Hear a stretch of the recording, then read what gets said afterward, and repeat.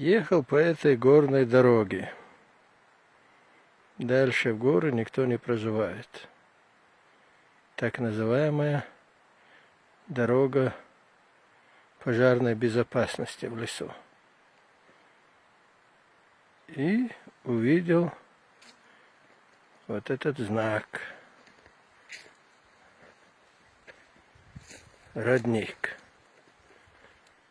Думаю, надо попробовать, что это за родник. Зашел в лес и увидел, что кто-то проложил шланг с родника. Набрал одну канистру, и пока вторая набирается, решил проверить, куда же ведет этот шланг. Вот он идет среди леса.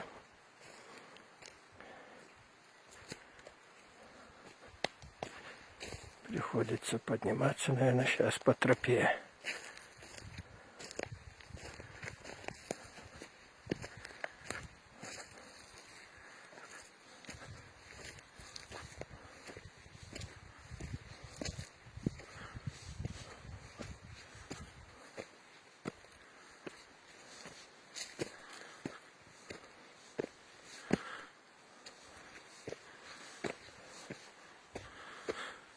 Так, вот он шланг. Преодолел вот этот холм.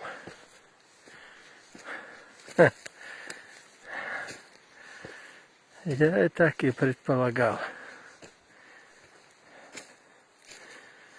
Вот это реальное чудо природы в горах в предгорье села Шалажи. Родник, который течет из корня двойной липы. Вот он, ствол липы. И вот шланг, приделанный к стволу. То есть не к стволу, а к корню. Через этот корень течет эта вода. Но если кто-то мне не скажет, что это не чудо природы, я в это не поверю. Вот такой вот чудесный целительный родник с привкусом липы. А как мы знаем, из липы самый лучший мед есть в селе Шалажи в предгорье.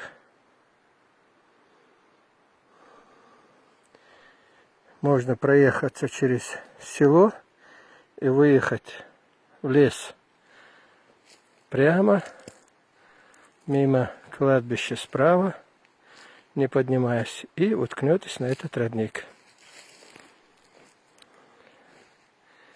Вот он шланг. Объяснения у меня никакого объяснения у меня этому чуду нету. Ну, есть специалисты, которые объясняют, каким образом из корня ствола липы течет вода, которую можно набирать. Вот видите, шланг идет вот к тому месту, где стоит моя машина. Вот так вот.